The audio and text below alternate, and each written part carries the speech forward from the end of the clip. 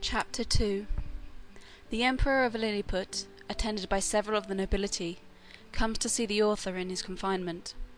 The Emperor's person and habit described. Learned men appointed to teach the author their language. He gains favour by his mild disposition. His pockets are searched, and his sword and pistols taken from him. When I found myself on my feet, I looked about me, and must confess I never beheld a more entertaining prospect. The country around appeared like a continued garden, and the enclosed fields, which were generally 40 feet square, resembled so many beds of flowers. These fields were intermingled with woods of half a stang, and the tallest trees, as I could judge, appeared to be 7 feet high. I viewed the town on my left hand, which looked like the painted scene of a city in a theatre. The emperor was already descended from the tower, and advancing on horseback towards me, which had like to have cost him dear, for the beast, though very well trained, yet wholly unused to such a sight, which appeared as if a mountain moved before him, reared up on his hind feet. But that prince, who is an excellent horseman, kept his seat, till his attendants ran in, and held the bridle, while his majesty had time to dismount. When he alighted, he surveyed me round with great admiration, but kept beyond the length of my chain. He ordered his cooks and butlers, who were already prepared, to give me victuals and drink, which they pushed forward in a sort of vehicle upon wheels, till I could reach them. I took these vehicles and soon emptied them all. 20 of them were filled with meat. Each of the former afforded me 2 or 3 good mouthfuls. The empress and young princes of the blood of both sexes, attended by many ladies, sat at some distance in their chairs. But upon the accident that happened to the emperor's horse, they alighted and came near his person, which I am now going to describe. He is taller by almost the breadth of my nail than any of his court, which alone is enough to strike an awe into the beholders.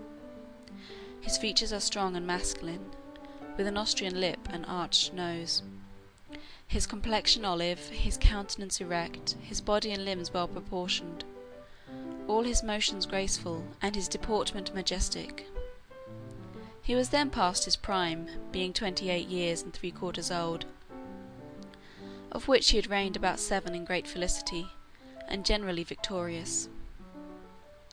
For the better convenience of beholding him, I lay on my side, so that my face was parallel to his, and he stood but 3 yards off. However, I have had him since many times in my hand, and therefore cannot be deceived in the description. His dress was very plain and simple, and the fashion of it between the Asiatic and the European. But he had on his head a light helmet of gold, adorned with jewels and a plume on the crest. He held his sword drawn in his hand to defend himself, if I should happen to break loose. It was almost 3 inches long, the hilt and scabbard were gold enriched with diamonds. His voice was shrill, but very clear and articulate, and I could distinctly hear it when I stood up.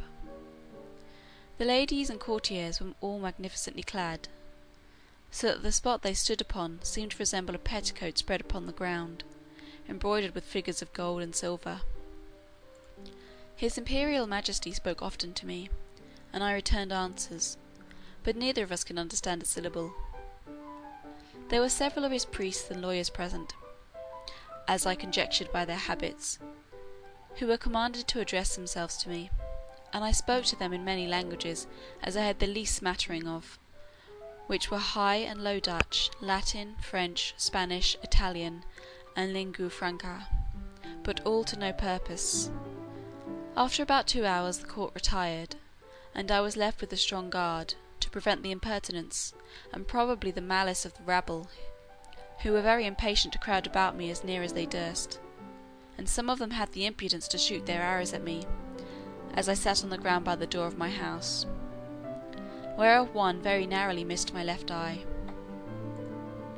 But the colonel ordered 6 of the ringleaders to be seized, and thought no punishment so proper as to deliver them bound into my hands, which some of his soldiers accordingly did, pushing them forward with the butt ends of their pikes into my reach. I took them in my right hand, put 5 of them into my coat pocket, and as to the 6th, I made a countenance as if I would eat him alive. The poor man squalled terribly, and the colonel and his officers were in much pain, especially when they saw me take out my penknife. But I soon put them out of fear, for, looking mildly, and immediately cutting the strings he was bound with, I set him gently on the ground, and away he ran. I treated the rest in the same manner, taking them one by one out of my pocket, and I observed both the soldiers and people were highly delighted at this mark of my clemency, which was represented very much to my advantage at court. Towards night I got with some difficulty into my house, where I lay on the ground, and continued to do so about a fortnight, during which time the emperor gave orders to have a bed prepared for me. 600 beds of the common measure were brought in carriages, and worked up in my house. 150 of their beds, sewn together, made up the breadth and length, and these were 4 double, which, however, kept me but very indifferently from the hardness of the floor, that was of smooth stone. By the same computation they provided me with sheets, blankets, and coverlets, tolerable enough for one who had been so long inured to hardships. As the news of my arrival spread through the kingdom, it brought prodigious numbers of rich, idle, and curious people to see me, so that the villages were almost emptied, and a great neglect of tillage and household affairs must have ensued, if his imperial majesty had not provided, by several proclamations and orders of state, against this inconveniency. He directed that those who had already beheld me should return home, and not presume to come within 50 yards of my house, without license from the court, whereby the secretaries of state got considerable fees. In the meantime the emperor held frequent councils, to debate what course should be taken with me, and I was afterwards assured by a particular friend, a person of great quality, who was as much in the secret as any, that the court was under many difficulties concerning me. They apprehended my breaking loose, that my diet would be very expensive, and might cause a famine.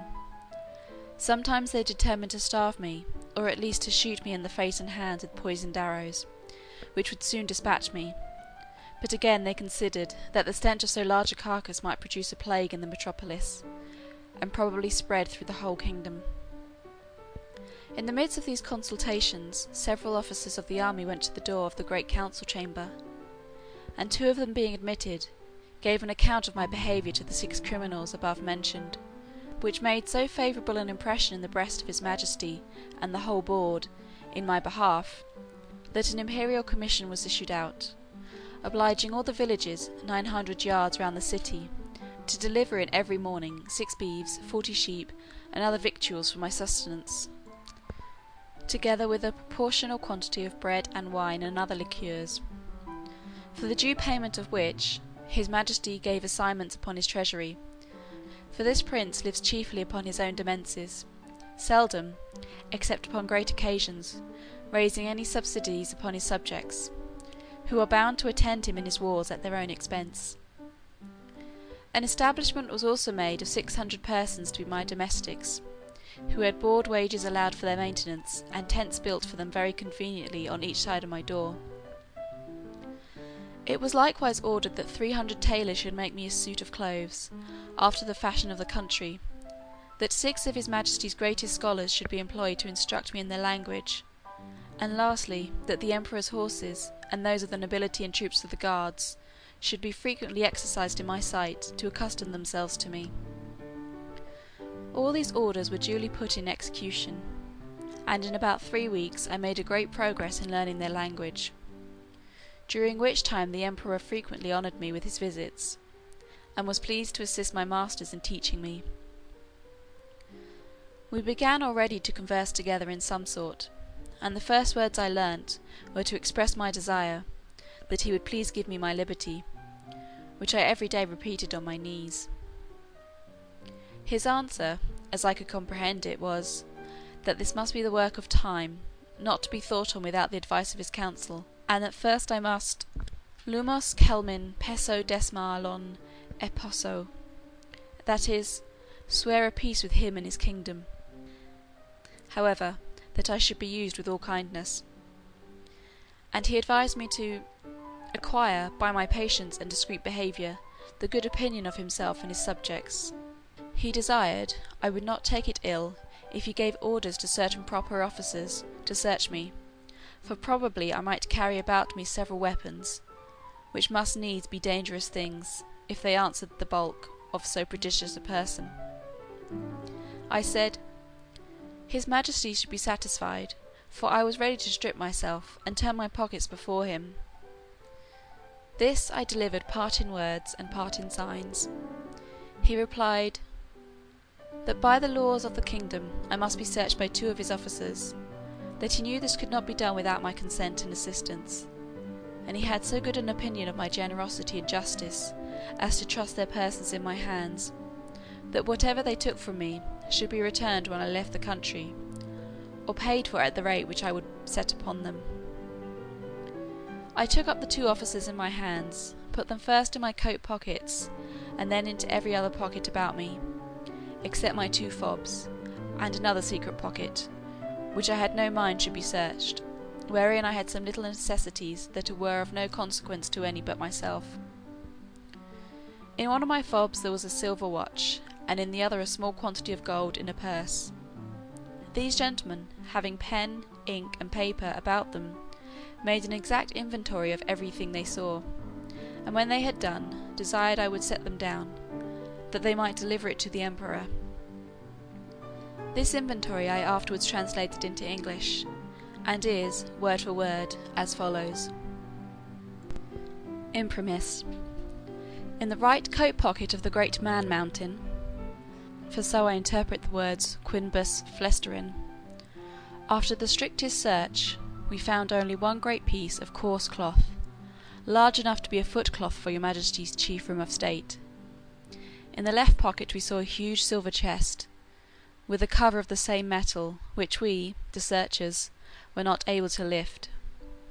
We desired it should be opened, and one of us stepping into it, found himself up to the mid-leg in a sort of dust, some part whereof flying up to our faces set us both a-sneezing for several times together. In his right waistcoat pocket we found a prodigious bundle of white thin substances, folded one over another, about the bigness of 3 men, tied with a strong cable, and marked with black figures, which we humbly conceived to be writings, every letter almost half as large as the palm of our hands. In the left there was a sort of engine, from the back of which were extended 20 long poles, resembling the palisadoes before your Majesty's court, wherewith we conjectured the man mounting combs his head, for we did not always trouble him with questions, because we found it a great difficulty to make him understand us. In the large pocket, on the right side of his middle cover, so I translated the word ranfulo, by which they meant my breeches, we saw a hollow pillow of iron, about the length of a man, fastened to a strong piece of timber larger than the pillar, and upon one side of the pillar were huge pieces of iron sticking out, cut into strange figures, which we know not what to make of. In the left pocket, another engine of the same kind. In the smaller pocket on the right side were several round flat pieces of white and red metal, of different bulk. Some of the white, which seemed to be silver, were so large and heavy that my comrade and I could hardly lift them. In the left pocket were 2 black pillars irregularly shaped. We could not, with difficulty, reach the top of them, as we stood at the bottom of his pocket. One of them was covered, and seemed all of a piece, but at the upper end of the other there appeared a white round substance, about twice the bigness of our heads. Within each of these were enclosed a prodigious plate of steel, which, by our orders, we obliged him to show us, because we apprehended they might be dangerous engines. He took them out of their cases, and told us, that in his own country his practice was to shave his beard with one of these, and cut his meat with the other. There were 2 pockets which we could not enter. These he called his fobs. Out of the right fob hung a great silver chain, with a wonderful kind of engine at the bottom. We directed him to draw out whatever was at the end of that chain, which appeared to be a globe, half silver and half of some transparent metal, for, on the transparent side, we saw certain strange figures circularly drawn, and thought we could touch them, till we found our figures stopped by the lucid substance. He put this engine into our ears, which made an incessant noise, like that of a water-mill, and we conjecture it is either some unknown animal, or the god that he worships; but we are more inclined to the latter opinion, because he assured us, if we understood him right, for he expressed himself very imperfectly, that he seldom did anything without consulting it. He called it his oracle, and said it pointed out the time for every action of his life.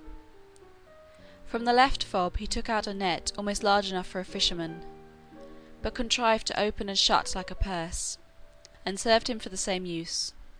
We found therein several massy pieces of yellow metal, which, if they be real gold, must be of immense value. Having thus, in obedience to your Majesty's commands, diligently searched all his pockets, we observed a girdle about his waist made of the hide of some prodigious animal, from which, on the left side, hung a sword of the length of 5 men, and on the right, a bag or pouch divided into 2 cells, each cell capable of holding 3 of your Majesty's subjects.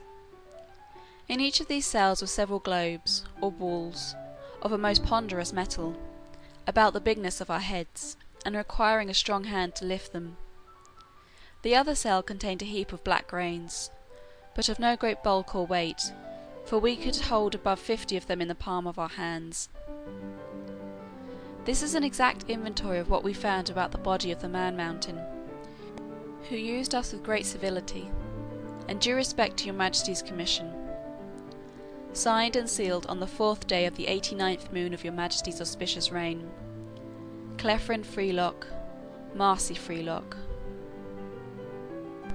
When this inventory was read over to the Emperor, he directed me, although in very gentle terms, to deliver up several particulars. He first called for my scimitar, which I took out, scabbard and all.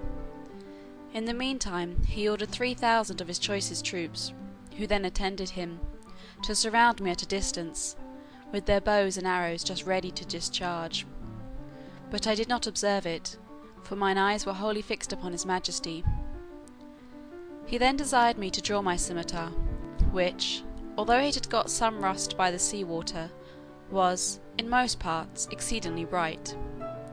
I did so, and immediately all the troops gave a shout between terror and surprise, for the sun shone clear, and the reflection dazzled their eyes. As I waved the scimitar to and fro in my hand, his Majesty, who is a most magnanimous prince, was less daunted than I could expect. He ordered me to return it into the scabbard, and cast it on the ground as gently as I could, about 6 feet from the end of my chain.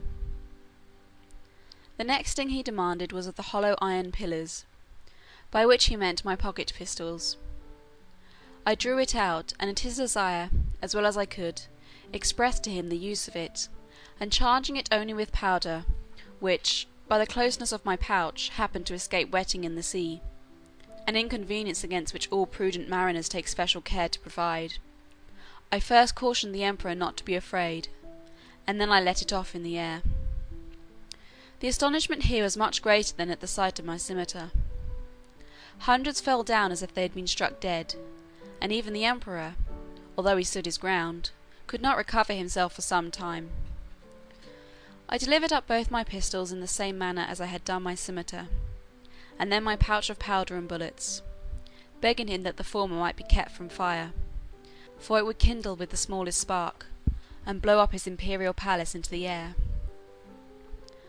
I likewise delivered up my watch, which the Emperor was very curious to see, and commanded 2 of his tallest yeoman guards to bear it on a pole upon their shoulders, as draymen in England do a barrel of ale.